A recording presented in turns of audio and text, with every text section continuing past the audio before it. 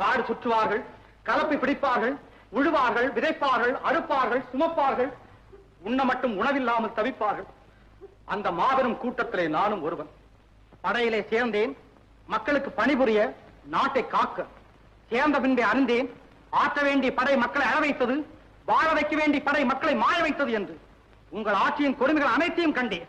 ஆதரவற்ற குடும்பங்கள் தவிப்பதையும் பார்த்தேன். மக்கள் அழுத கண்ணீர் ஆரண பெருகும். சண்டை வேண்டாம், உணவு வேண்டும், வாழ்வு வேண்டும் என்று அலறுவார்கள். அவர்களை அடிக்க சொல்லுவார் தளபதி. அணைக்க பாவம் என் மனசாட்சி. உள்ளம் துடித்தது, உதிரம் கொதித்தது. ஏன் இப்படி? எதற்காக? நடக்கலாமா? சரிதானா? இவைகளை எனக்குள் நானே கேட்டுக்கொண்டேன். ஒரே ஒரு முடிவிற்குத்தான் வந்தேன். மக்களிலே ஒருவன் தலைவனாகும் வரை மன்னராட்சியில் அக்கிரமத்திற்கு முடிவே இருக்காது என்று அறிந்தேன். படையிலிருந்து விலகினேன், புரட்சி கூட்டத்திலே புகுந்தேன். புரட்சி என்றதும் பயந்து விடாதே. இது ஆளை தீர்க்கும் ஆயுத புரட்சி அல்ல. அதில் எங்களுக்கு நம்பிக்கையும் இல்லை.